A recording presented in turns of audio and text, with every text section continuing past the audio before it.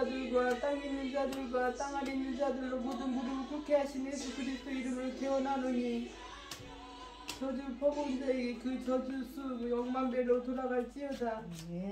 사랑하는 내 아버지 거룩하신 하나님과 예수 그리스도의 사랑하는 주님과 구의사 성령님의 그 어떤 것도 용납하지 않겠다. 하나님의 군대는 마귀, 사탄, 귀신, 적그리스도 저것들을 진멸하라. 영원히 꺼지지 않는 영혼불에 던져줄지어다. 아멘. 하늘에 있는 자들과 땅에 있는 자들과 땅 아래 있는 자들로 모든 무릎을 꿇게 하신 예수 그리스도 이름으로 태어나노니 저주 퍼본 자에게 그 저주 수 6만 배로 돌아갈지어다. 사랑하는 내 아버지 거룩하신 하나님과 예수 그리스도의 사랑하는 주님과 보혜사 성령님이 그 어떤 것도 용납하지 않겠다. 하나님의 군대는 마귀, 사탄, 귀신, 적그리스도 저것들을 진멸하라. 영원히 꺼지지 않는 영불에 던져버릴 자이다. 아멘. 아멘. 2월 9일 주일 예배를 시작하도록 하겠습니다. 땅과 거기에 충만한 것과 세계와 그 가운데 사는 자들은 다 여호와의 것이로다. 여호와께서 그 터를 바다 위에 세우시며 강물 위에 건설하셨도다. 여호와의 산에 오를 자가 누구며 그의 거룩한 곳에 설 자가 누구인가. 곧 손이 깨끗하며 마음이 청결하며 뜻을 허탄한 데 두지 아니하며 거짓 맹세하지 아니하는 자로다. 그는 여호와께 복을 받고 구원의 하나님께 의를 얻으리니 이는 여호와를 찾는 족속이요 야곱의 하나님의 얼굴을 구하는 자로다. 아멘. 저희들을 창세전에 택정하시고 여기까지 인도해 주신 주님 감사드립니다. 오늘 예배 가운데 임재하여 주시고 이 예배가 신령과 진정으로 드려지는 예배가 되게 하여 주시옵소서. 아멘. 이 모든 말씀 거룩하신 예수님 이름으로 기도드리옵나이다. 아멘. 찬송가 1장입니다. 만복의 근원 하나님 온 백성 찬송 드리고 저 천사여 찬송하세. 찬송 성부 성자 성령 아멘. 사도신경 말씀으로 신앙 고백하시겠습니다. 전능하사 천지를 만드신 하나님 아버지를 내가 믿사오며 그 외아들 우리 주 예수 그리스도를 믿사오니 이는 성령으로 잉태하사 동정녀 마리아에게 나시고 본디오 빌라도에게 고난을 받으사 십자가에 박혀 죽으시고 장사한 사흘 만에 죽은 자 가운데서 다시 살아나시며 하늘에 오르사 전능하신 하나님 편한 자 계시다가 저희로서 산자와 죽은 자를 심판하러 오시리라. 성령을 믿사오며 거룩한 공예와 성도가 서로 교통하는 것과 죄를 사하여 주시는 것과 몸이 다시 사는 것과 영원히 사는 것을 믿사옵나이다. 아멘. 교동문 28번입니다.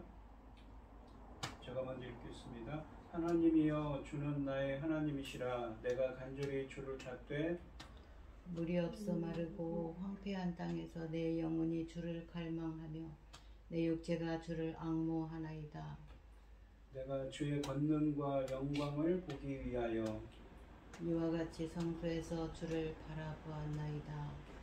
주의 인자하심이 생명보다 나음으로 내 입술이 주를 찬양할 것이라.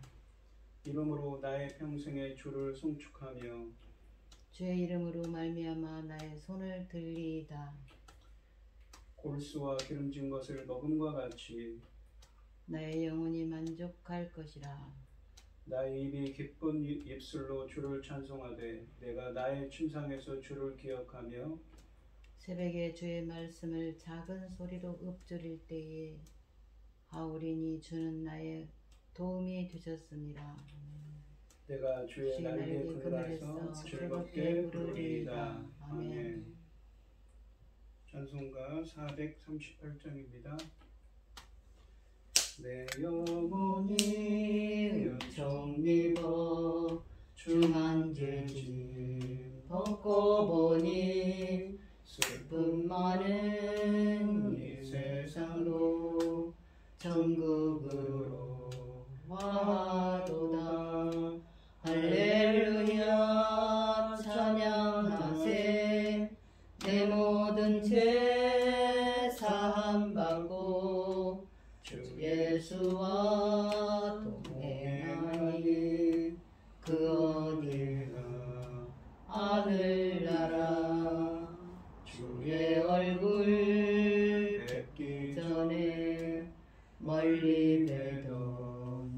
하늘나라 내 마음속에 이루어지니 날로 가깝도다.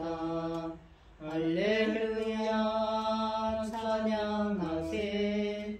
내 모든 죄 사함받고 주 예수와 동행하니 그 어디나 하늘나라 높은 산이 거친 들이 조막이나 궁궐이나 내 주 예수 모신 곳이 그 어디나 하늘나라. 할렐루야 찬양하세. 내 모든 죄 사함받고 주 예수와 동행하니 그 어디나 하늘나라. 아멘. 기도하겠습니다. 내 영혼아 여호와를 송축하라. 내 속에 있는 것들아 다 그의 거룩한 이름을 송축하라. 내 영혼아 여호와를 송축하며 그의 모든 은택을 잊지 말지어다. 그가 내 모든 죄악을 사하시며 내 주여. 모든 병을 고치시며 있습니다. 내 생명을 파멸해서 속량하시고 있습니다. 인자와 긍휼로 관을 씌우시며 좋은 곳으로 내 소원을 만족하게 하사 청춘을 독수리같이 있습니다. 새롭게 하시노이다. 아멘. 여호와께서 공의로우신 일을 행하시며 억압당하는 모든 자를 위하여 심판하시는도다. 그의 행위를 모세에게 그 행사를 이스라엘 자손에게 알리셨도다. 있습니다. 아멘. 천지 만물을 지으신 전능하신 하나님 아버지, 어리석고 보잘것없는 저희를 자녀 삼으시고 있습니다. 아버지의 사랑 가운데 살아가게 하시는 있습니다. 감사드립니다. 전능하신 있습니다. 하나님 아버지, 지금 세상은 어지럽고 복잡하고 온갖 일로 어수선하지만 있습니다. 이 시간 저희들 예배 드릴 수 있도록 인도하셨으니 감사드립니다. 전능하신 있습니다. 하나님 아버지, 저희 대한민국을 지켜주시옵소서. 있습니다. 전쟁으로부터 모든 재난으로부터 지켜주시옵소서. 지금 세상은 온갖 일로 어지럽지 있습니다. 않습니까? 아버지 하나님, 이게 어떤 때가 우리는 있습니다. 어려운 때를 만났습니다. 도와주시옵소서. 전능하신 하나님 있습니다. 아버지, 지금은 제가 중대한 시대입니다. 있습니다. 열매 거둘 중대한 시대에 우리가 도달했습니다. 이 열매 거둘 중대한 시대에 당신이 제가 사랑하는 종 있습니다. 열매 거둘 말씀을 들고 강단에 세우셨으니 감사드립니다. 있습니다. 이 말씀으로 말미암아 아버지께서 기뻐 받으실 열매들이 넉넉히 나올 수 있기를 간절히 소원하옵고, 이 모든 말씀 억만 죄악 가운데서 우리를 구원하여 주신 예수 있습니다. 그리스도의 이름으로 제가 참 부르짖나이다. 믿습니다. 아멘. 도와주시옵소서. 오늘 함께 하실 하나님의 말씀은 마태복음 5장 13절로 16절 말씀입니다. 교독을 하겠습니다. 제가 먼저 읽겠습니다. 너희는 세상의 소금이니 소금이 만일 그 맛을 잃으면 무엇으로 짜게 하리요? 후에는 아무 쓸데없어 다만 밖에 버려져 사람에게 밟힐 뿐이니라. 너희는 세상의 빛이라. 산 위에 있는 동네가 숨기지 못할 것이요, 사람이 등불을 켜서 말 아래에 두지 아니하고 등경 위에 두나니 이러므로 집안 모든 사람에게 빛이 느니라. 이같이 너희 빛이 사람 앞에 비치게 하여 그들로 너희 착한 행실을 보고 하늘에 계신 너희 아버지께 영광을 돌리게 하라. 아멘. 찬송가 95장입니다. 나의 기쁨 나의 소망 되시며 나의 생명이 되신 주 밤낮 불러서 찬송을 드려도 늘 하신 마음 뿐일세. 나의 사모하는 선한 목자는 어느 꽃다운 동산에 양의 물이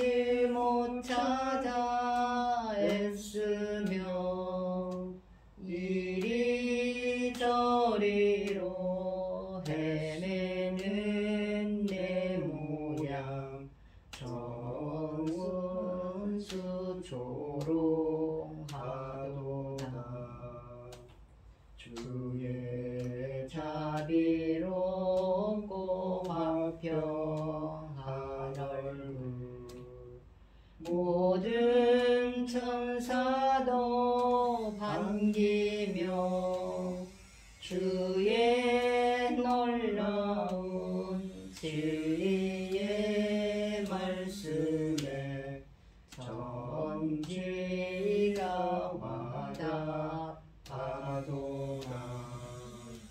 나의 진정 사모하는 예수님 음성조차도 반갑고 나의 생명과 나의 참 소망은 오직 주 예수뿐일세. 아멘. 오늘 본문 말씀의 제목은 세상의 소금, 세상의 빛입니다.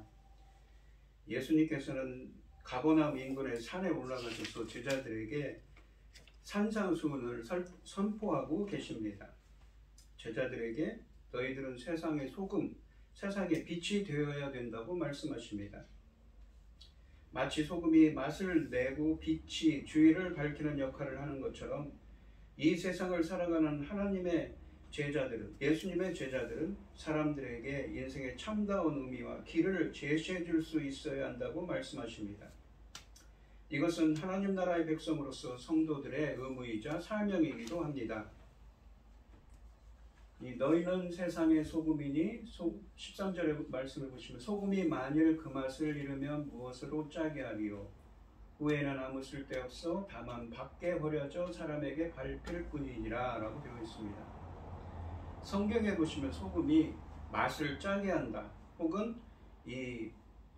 깨끗하게 한다 라는 의미가 있습니다. 방부제로서 이 부패를 막는 의미가 있습니다. 주로 두 가지 의미가 있고 또 여러 가지 의미가 있습니다. 하지만 이 본문에서는 맛을 잃으면 이라는 의미가 되어 있죠. 말씀이 있는 것처럼 짠맛을 내는 그 의미로 사용되고 있습니다. 산 위에 오르신 예수님께서는 팔복에 대한 말씀을 하신 후에 제자들을 향해서 소금의 비유를 말씀하셨습니다. 예수님은 제자들을 향해 너희는 세상의 소금이다 라고 말씀하셨습니다. 그리고 맛을 잃다라는, 소금이 만일 그 맛을 잃으면 무엇으로 짜게 하리요 라고 하시는데, 맛을 잃다라는 말이 헬라어로 모라이노라는 이 헬라어는 수동태로서 어리석게 되다라는 의미도 있습니다. 이 모라이노라는 말은 헬라어로 이 모로스라는 어리석은, 불경건함이라는 말의 동사형입니다. 세상의 소금인 제자들에게는 그 맛을 잃는 것이 곧 어리석게 되는 것을 의미합니다. 이 어리석다라는 말이 보시면 우리가 시편 잠언부터 보시면 어리석은 자는 무엇에 반대냐면 지혜로운 자의 반대입니다. 이 시편 14편 1절에 보면 어리석은 자는 그 마음에 이르기를 하나님이 없다 하는도다. 그들은 부패하고. 성경에서 어리석은 자는 어떤 사람입니까? 하나님이 없으니까 그들은 악을 행하는 자들입니다. 잠언 1장 7절에 보면 여호와를 경외하는 것이 지식의 근본이거늘, 이 근본이라는 말은 이 최우선, 첫 번째 되는 거라는 것이죠. 미련한 자는, 그러니까 어리석은 자는 지혜와 훈계라는 것은 이 따끔하게 말씀으로 가르치는 거죠. 그것을, 그 가르침의 말씀을 멸시하는 도다. 누가요? 어리석은 자가 그런다는 것이죠. 성경에서 어리석은 자는 정신적으로 부족한 사람이 아닙니다. 그러니까 지능이 낮은 자를 어리석은 자라고 하지 않습니다. 성경에서 어리석은 자는 악인과 비슷한 말입니다. 어리석은 사람은 마음속에서 하나님을 제거한 사람입니다. 그래서 하나님이 없는 그들의 삶에는 선행도 없고 악을 행하는 것뿐입니다. 그들은 하나님을 두려워하지 않기 때문에 사회적으로 약자들을 박해하고 착취하며 부를 축적하는 사람들입니다. 또한 어리석은 사람들은 하나님은 의로우시다고 신실한 분이시라고 고백하면서도 정작 자신들의 삶에서는 이것들을 무시하는 사람들입니다. 그래서 이 어리석은 자들은 말과 행동이 동떨어진 자들이며 신실하지 못한 사람들이고 마치 하나님이 없는 것처럼 행동하는 악인들입니다.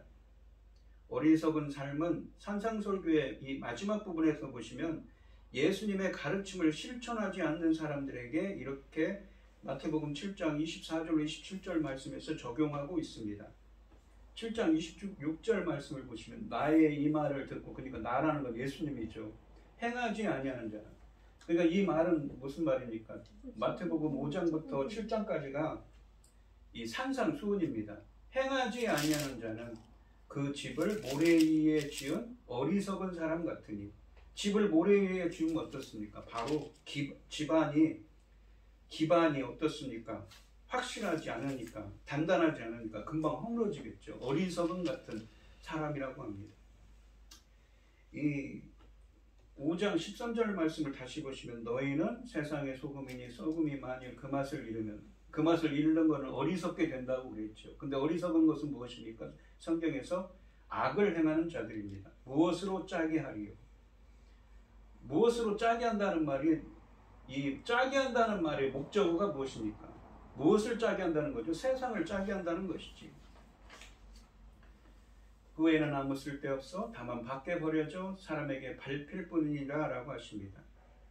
이 13절 이 상반절을 보시면 너희는 세상의 소금이니 소금이 만일 그 맛을 잃으면, 그러니까 어리석게 되면 무엇으로 짜게 하리요? 라고 말씀하십니다.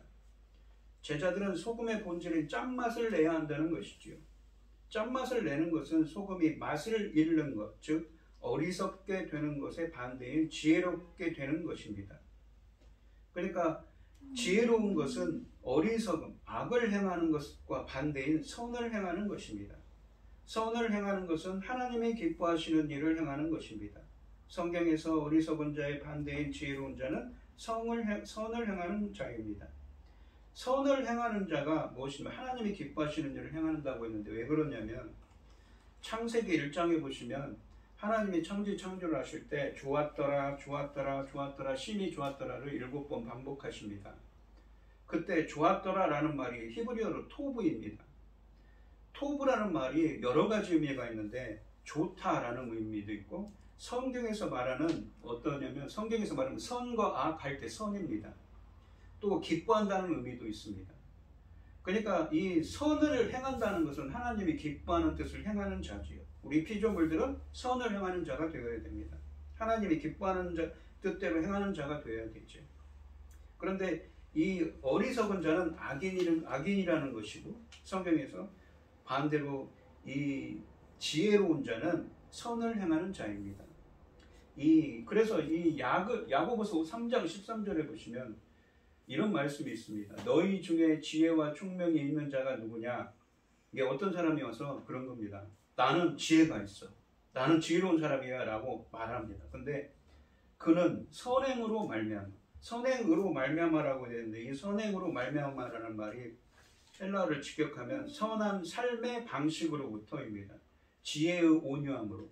지혜가 가진 그 온유함으로 그 행함을 보일진이라고 했는데, 보일진이라는 말이 증명하라는 말입니다. 네가 정말 지혜로운 사람이라면 선행으로, 그러니까 착한 행위로 이 지혜의 온유함으로, 착한 삶의 방식으로부터 나온 지혜의 온유함으로 무엇입니까? 그 행함으로 무엇입니까? 보일진이라, 증명하라는 말입니다. 네가 정말 지혜로운 사람이라면 선행으로 네가 지혜롭다는 것을 증명하라는 말이지요.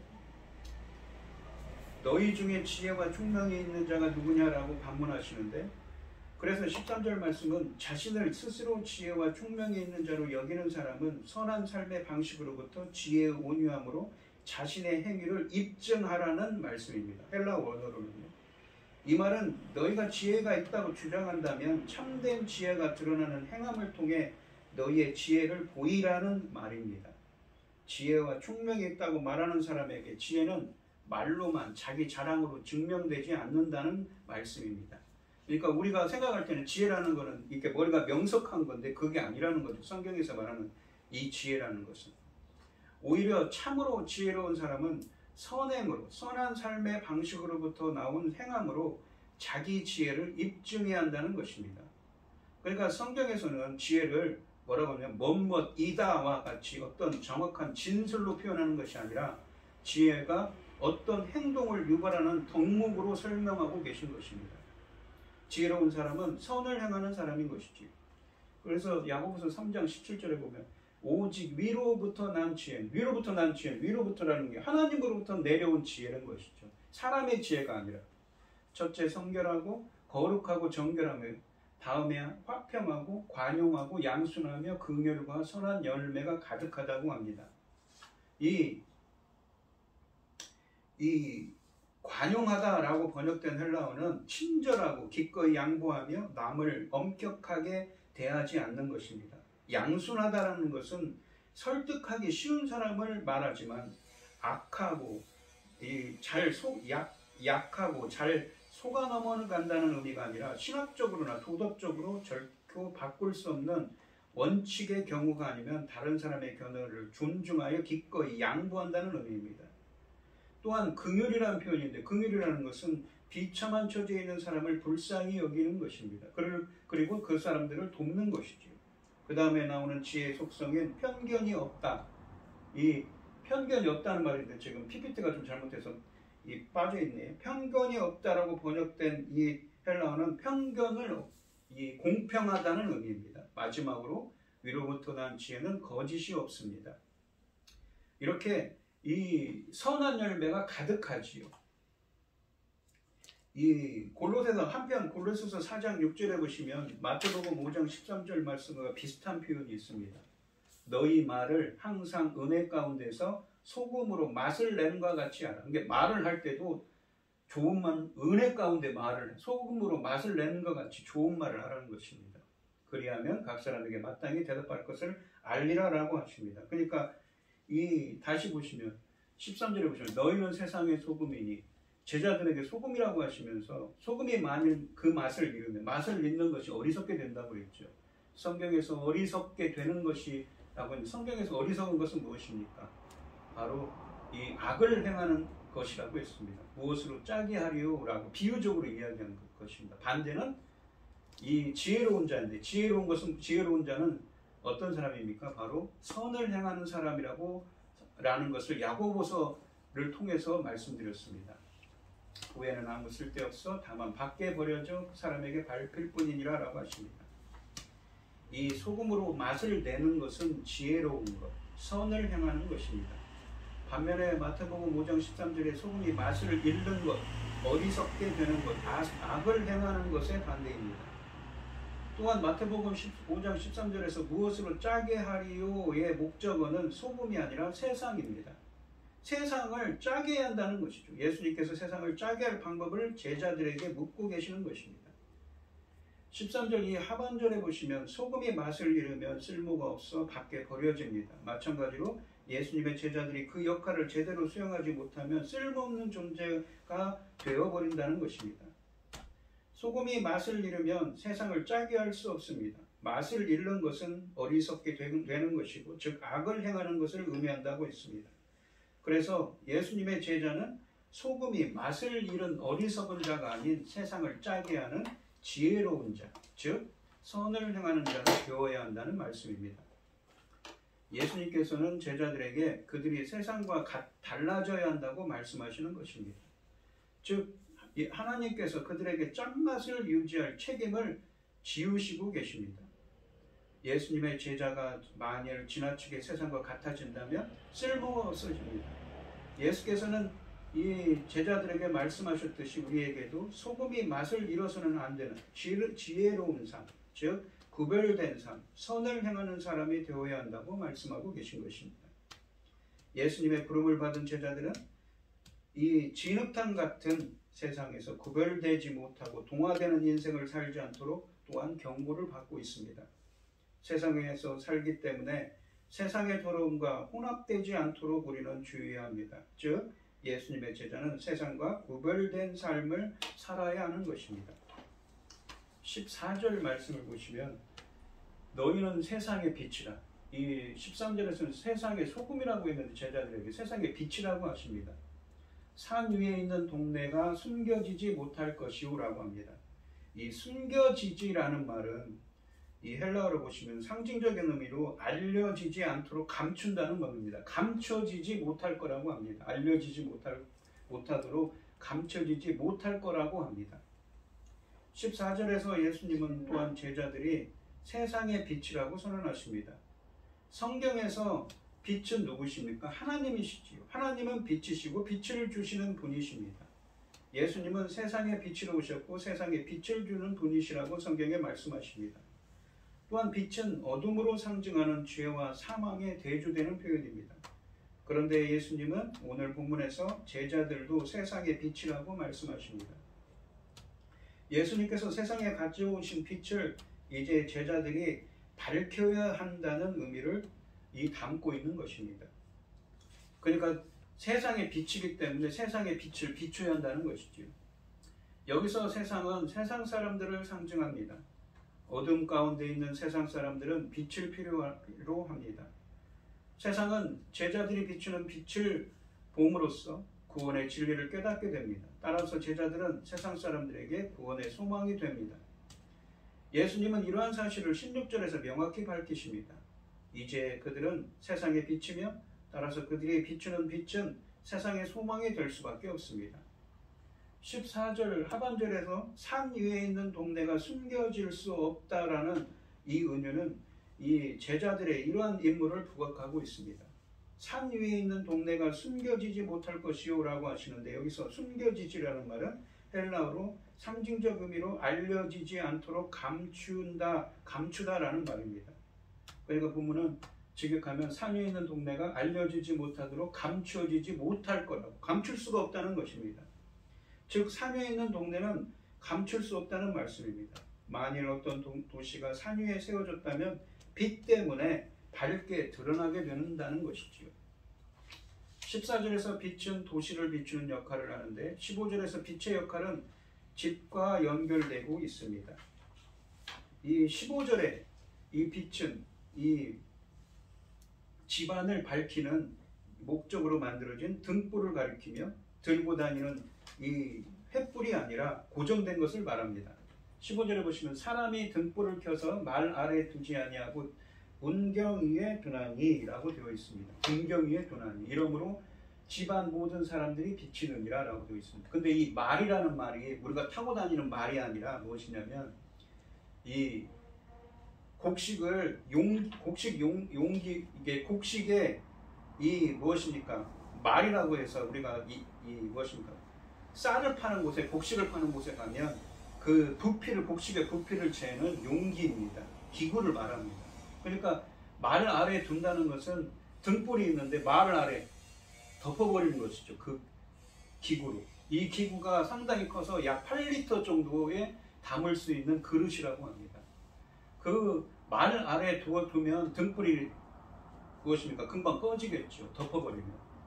그 말에 두지 아니하고 등경 위에, 등잔대 위에 두나니 이러므로 집안 모든 사람에게 등불이 비추는 것 같다고 말씀하십니다. 이 등불을 가리키며 그 빛은 집안을 밝히는 목적으로 만들어진 등불을 가리키며 들고 다니는 횃불이 아니라 고정된 것을 말합니다. 말은 약 8리터 정도의 곡물의 양을 측량하는 그릇을 의미합니다. 사람이 등불을 켜서 말 아래에 두지 아니하고 등경 위에 두나니라는 말씀은 당연한 사실을 가지고 진리를 말하는 방식입니다. 말 아래에 둔다라는 표현은 빛을 말로 가두어서 빛이 새어나가지 못하게 하는 것을 의미합니다. 기름으로 타고 있는 등불을 이런 그릇으로 덮으면 불이 꺼지게 됩니다. 14절에서 도시는 숨길 수 없는 것인 반면 등불은 숨길 수는 있는 것입니다. 숨길 수는 있겠지만 어둠을 밝힐 목적으로 준비한 등불을 준비하고는 그 빛을 막으려고 숨기는 것은 모순인 것이지요. 이는 마치 밤에 책을 읽으려고 전구를 켜고는 눈부시다고 검은색 헝겊으로 전구를 꺼버리는 것과 같습니다. 그러니까 15절 말씀은 제자들의 존재 목적이 개인적인 경건으로 충족되는 것이 아니라 공개적으로 증언하는 데 있다는 것이죠. 공개적으로 빛을 비추한다는 것입니다. 어떻게요? 이 14절에 있는 말씀처럼 이 무엇입니까? 13절에 있는 산 위의 동네가 밝게 감춰지지 않는 것을 빛을 비추한다는 것입니다. 16절에 보시면 이같이 너희 빛이 사람 앞에 비치게 하여 그들로 너희 착한 행실을 보고 하늘에 계신 너희 아버지께 영광을 돌리게 하라. 빛을 비추는 게 무엇입니까? 착한 행실을 하는 것들, 선행을 하는 겁니다. 그리고 하늘에 계신 너희 아버지께 영광을 돌리게 하라. 근데 착한 행실 하니까 무엇이 떠오릅니까? 13절 말씀이 떠오르죠. 세상의 소금이라고 했는데 그 맛을 잃는 것이 무엇이라고 했습니까? 헬라어로 모라이노라고 해서 어리석게 되다. 근데 성경에서 어리석은 자는 무엇입니까? 악인이라고 그랬죠. 그러니까 제자는 맛을 잃으면 안 됩니다. 짠맛을 내야 되는 거예요. 세상에서. 짠맛을 내는 것은 무엇입니까? 반대니까. 어리석은 게 아니라 지혜로운 거죠. 근데 지혜로운 것은 무엇입니까? 아까 야고보서 3장 13절 17절 말씀을 예로 들어서 말씀드렸지만 성경에서 지혜롭다는 것은 무엇입니까? 단순히 지혜는 무엇이다 라고 표현하는 게 아닙니다. 그렇게 표현하지 않고 지혜가 어떤 결과를 유발한다고 표현합니다. 지혜로운 자는 정말 위로부터 나온 지혜를 가지고 있는 자는 어떻습니까? 선을 행하는 자, 선행으로 입증하라고 하지 않습니까? 그 말처럼 선을 행하는 자죠. 마치 그것처럼 세상의 소금은 세상의 소금, 선을 행하는 거룩한 역할을 해야 됩니다. 예수님의 제자는 마찬가지로 세상에 비친 예수님의 제자는 무엇입니까? 착한 행실, 선행을 해야 되는 것이죠. 그 빛을 비추기 위해서. 그러니까 같은 의미를 담고 있는 비유입니다. 빛의 은유는 제자들에 대한 적극적인 명령으로 마무리되고 있습니다. 이같이 너희 빛을 사람 앞에 비추게 하라라고 하십니다. 예수님은 14절 말씀에서 산 위에 불이 밝혀져서 온 동네를 밝히듯이 세상에 비친 예수님의 제자들은 빛을 비추어야 한다고 하셨고 15절 말씀에서는 등불을 등잔대 위에 두어서 온 집안을 비추는 것처럼 제자들은 빛을 비추어야 한다고 말씀하고 계십니다. 이처럼 이제 세상 사람들에 대한 제자들의 임무가 분명해집니다. 그들은 세상 사람들에게 자신들의 빛을 비추는 임무를 가지고 있다는 것이죠. 그리고 세상을 짜게 하는 임무도 있는 것입니다. 16절 하반절에 보시면 제자들이 빛을 비추는 것은 그들의 선한 행실들로 밝혀집니다. 다시 말해서 그들의 빛은 팔복에서 언급된 복된 모습, 그러니까 팔복, 마태복음 5장 3절부터 10절까지 그리고 11절과 12절은 10절을 부연 설명하거든요.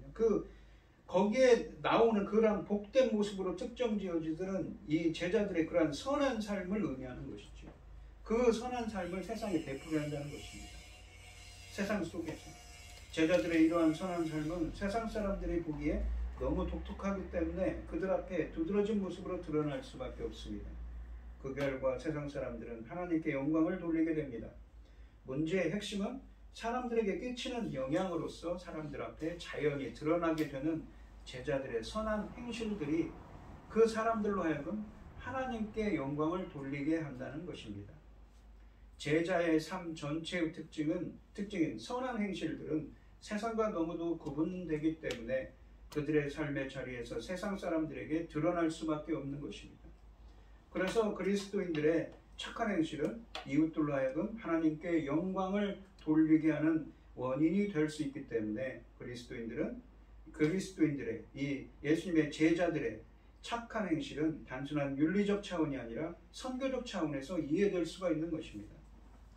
세상 사람들은 그리스도인들의 착한 행실로 말미암아 하나님 나라의 빛을 볼 수 있고 그 결과로 하늘에 계신 아버지께서 영광을 받으시게 됩니다. 이 에베소서 5장 8절에 보시면 너희가 전에는 어둠이더니 이제는 주 안에서 빛이라. 주 안에서, 그러니까 예수 그리스도와 신비적인 연합 안에서 빛이라. 빛의 자녀들처럼 행하라라고 합니다. 행하다라는 말이 인생의 길로 걸어가라는 말이에요. 어떤 방식으로, 어떤 길로. 주의 빛의 자녀들의 길로 걸어가라는 것이죠. 제자들은 산 위의 도시가 숨겨질 수 없는 것과 마찬가지로 그 빛을 숨길 수가 없습니다.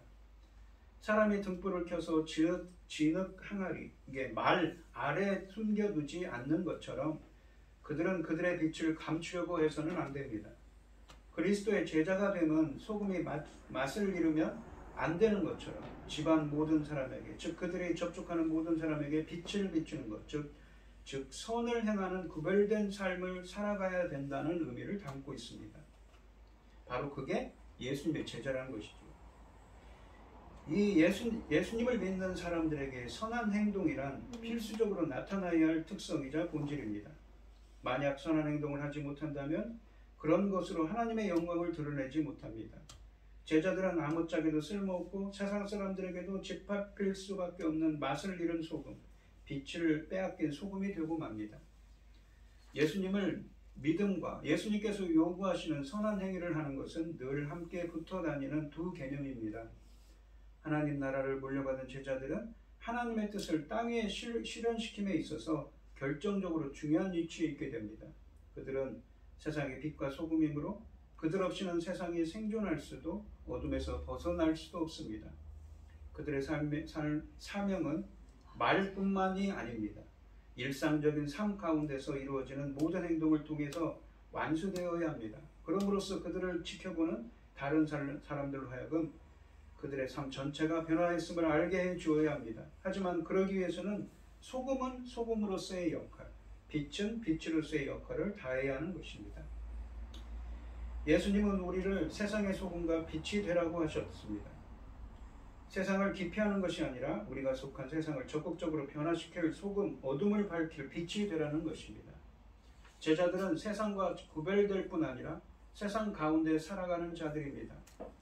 제자들은 세상 가운데 살아가면서 세상으로부터 영향을 받는 자들이 아니라 세상에 영향을 끼치는 사람들입니다. 그런데 제자들이 세상에 영향을 끼치는 이 원동력은 바로 그들의 구별된 삶의 모습입니다. 세상과 구별된 제자들의 삶은 세상 사람들에게 영향을 끼치게 되고 그들 중 어떤 이들은 하나님께 돌아와 그분께 영광을 돌리게 됩니다. 이 선교적인 사명은 교회 안에 어떤 특정 부류에게만 주어진 것이 아닙니다. 그것은 너희 곧 모든 기독교인들에게 주어진 보편적인 본분입니다. 오늘 이 시간 성도님들도 예수님의 제자들로서 세상의 소금과 빛으로서 구별된 선한 삶을 살아가셔서 하나님께 영광을 돌리는 여러분들이 되시기를 축원드리겠습니다. 기도하겠습니다. 하나님 아버지 감사합니다. 예수님께서는 제자들을 향하여서 예수님의 제자는 세상의 소금이고 세상의 빛으로서 이 세상에 착한 행실, 선행을 베푸는으로써 짠맛을 내고 빛을 비춰야 된다고 말씀하고 계십니다. 그럼으로써 하나님께 영광을 돌리게 해야 된다고 말씀하십니다. 저희들이 살아가는 세상에서도 예수님의 제자들로 살아가는 삶은 참 힘듭니다. 하지만 주님의 말씀처럼 저희들이 소금과 빛의 삶을, 사악한 선행의 삶을, 예수 그리스도를 증거하는 삶을 살 수 있도록 저희들을 인도하여 주시옵소서. 이 모든 말씀 거룩하신 예수님의 이름으로 기도합니다. 아멘. 찬송가 452장입니다. 내 모든 손 기도의 제목 예수님 닮기 원함이라. 예수님 형상 나 입기 위해 세상의 보와 앞이 졌네. 예수를 닮기 내가 원하네. 날 구원하신 예수님을 내 마음속에 지금 고도사 주님의 형상인 지소서. 무한한 사랑 풍성한 긍휼 슬픈 자 위로 하시는 주. 길 잃은 죄인 부르는 예수 그 영상 담게 하옵소서. 예수를 닮기 내가 원하네. 날 구원하신 예수님을 내 마음속에 지은 고도상 주님의 형상인 지소서. 겸손한 예수 거룩한 주님 원수의 멸시 참으시사 우리를 위해 고난을 받은 구주를 닮게 하옵소서. 예수를 닮기 내가 원하네. 날 구원하신 예수님을 내 마음속에 지금보다 주님의 형상이시소서. 아멘. 기도하겠습니다. 우리에게 모든 것을 주신 주님은 감사드립니다. 오늘 주님의 은혜와 사랑에 감사드리며 주님께 귀한 예물을 드리는 손길들이 있습니다.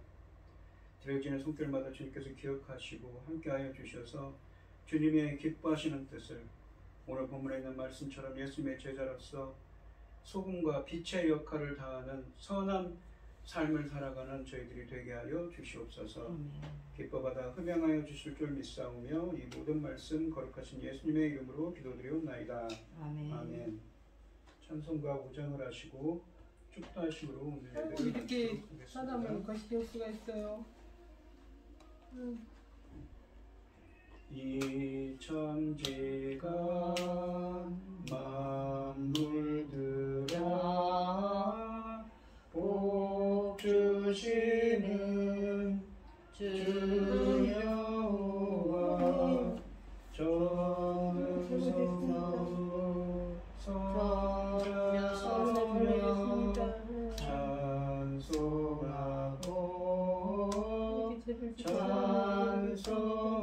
찬송하세.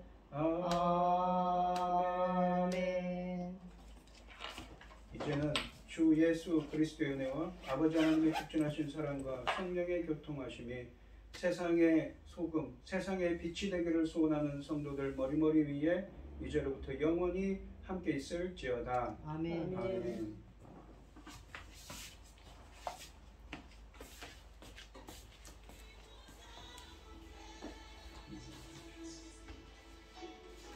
그렇죠. 얼마나 죄를 많이 졌는데.